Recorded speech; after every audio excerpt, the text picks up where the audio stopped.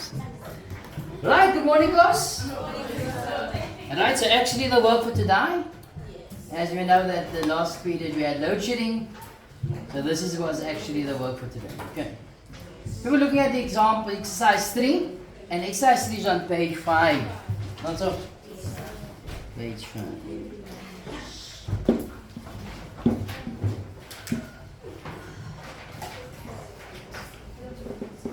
Are you familiar, Vicky? You familiar with that one? You might be. She says she didn't want to do much. She wanted to do geography, wasn't it? In the maths period. Jesus. Right, but anyway, this is how it goes. In the diagram, we are now told stories. No? And this is the reason why they taught you how to read. So that you can read your geometry sums. That is it. Not to read before you go sleep and it's only to read your geometry sums. Right? So in the diagram, we are told that AB is parallel to CD. People, lines are parallel, what do we know? Many things. Okay. We know we can use alternate, corresponding, and co-interior. Then we are told that GEC is 20 degrees and AFG is 40 degrees. Calculate the size of angle theta. Now theta is this somebody here. No? Now theta, beta, alpha is all Greek letters. Okay? Omega, it's all Greek letters. It's the same as variables. Okay? So if you got x plus x is going to give you 2x. What's theta plus theta? 2 theta. Can you see? X times x? X squared. What's alpha times alpha? Alpha squared. So it's just a basic or another way of representing a variable. But this is normally denoted for angles particularly. Okay, you guys understand? Deals with angles mainly. But if you, as we saw before, if you have an x there, it's the same. If you have a theta there, it's the same. Okay. So that's it. The question says, calculate the size of theta and draw a third line that is parallel to AB and CD. So how do we start? We started with a construction. We're going to construct line. So we got A, B, C, D, E, F, G. So let's go HI. So construct HI parallel to AB or CD. So by doing that, it will be that line. Not so. And it's going through angle G. Or just G. Not angle G exactly. Okay, which is that vertex G.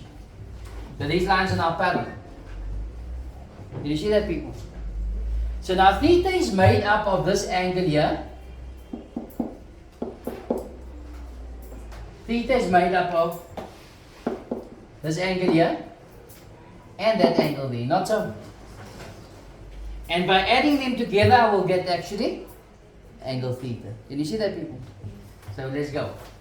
We then say that what type of rule of geometry can be calculated? Calculate this angle here. Co-interior. Can you see that, people? So what do I say? 40 degrees plus FGH is equal to 180. Why? Co-interior angles. Co-interior angles with HI being parallel to AB. So FGH is equal to 180 minus 40, which is 140 degrees. Okay. Are you going to calculate the other angle? Co-interior again, not so. However, a different set of parallel lines. So it's going to be 20 degrees plus, not theta, HGD. HGD is equal to 180. Why? co-interior angles with HG being parallel to C. So HGD, GHD is equal to 180 minus 20, which is 160. So in other words, there's 140 and 160. So how do you calculate theta? Therefore, theta is equal to 140 plus 160. Do I need a reason here? Am I using geometry here no, so no reason required. So it's going to be 300 degrees. You guys understand? Otherwise, what I could have also done is I just realized it's much easier without this co-interior. With this lines being parallel, I could have gone with that being 40. Not so. And this being 20. And that would have given you 60. And then, revolution. Okay, into your solution. 300. Alright. Any confusion there, people? You don't write it on the side, no? You write it at the bottom. Okay. Can I carry on?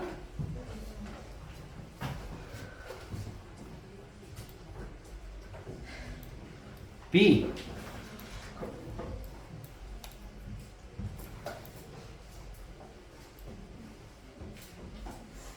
B or not to B? No? Right. We've got intra-angle AB, I'm sorry, in the diagram.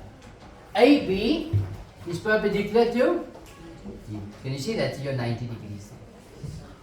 And C2 is 90 minus 2x. Express the following angles in terms of x. B3. So what relationship exists between B3 and this angle? The co-interior there, not so. So I go here.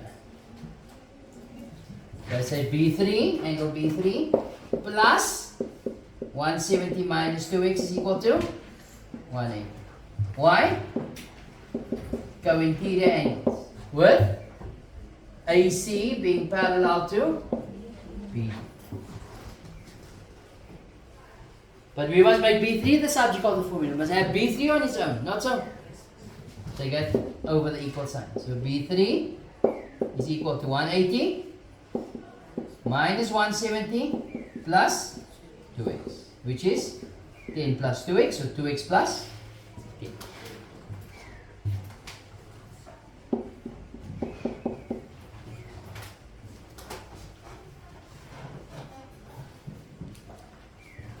That taking a lot at this point. Yes. But you understand? Okay. You must remember that we are applying basic rules of geometry. And then from there it becomes a standard equation, which we also done. Not so? Right, now you're going to calculate B2. B2. And what relationship does B2 have with any of these angles?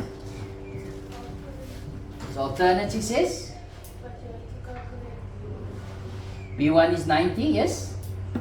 And then B1, which is 90 plus B2 is equal to 170 minus 2x, alternate angles, and then make B2 the subject of the formula, yes? Nice. How else? The easier way. Yes, Michael? 90 degrees. B2 and B3 adds up to 90 degrees. Not so? As you can see, it's perpendicular there. So what do we say? B2 plus 2x plus 10 equals, that angle plus this angle adds up to what? 90 degrees. Why? The right angle given is given that AB is perpendicular to BD. Or you can say right angle, whatever you want to say. Okay, yes, Michael? Given right angle, let's just say that now. given right angle or right angle. So what must we make the subject of the formula? B2. Not B squared, B2. So B2 is equal to 90 minus 10 minus 2x. Gives you an answer of 80 minus 2. Okay. Beautiful, no? Right.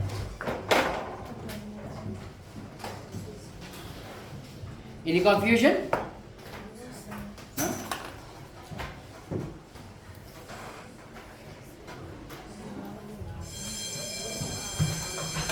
Right.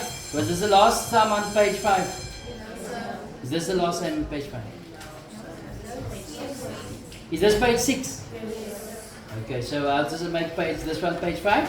So tomorrow we'll do page 6 and 7 and 8. Okay. So 6, 7 and 8 is homework for tomorrow. But you've done question 6 already, eh? So just page 7 and 8 for homework. People enjoy the rest of your day. Good morning, class.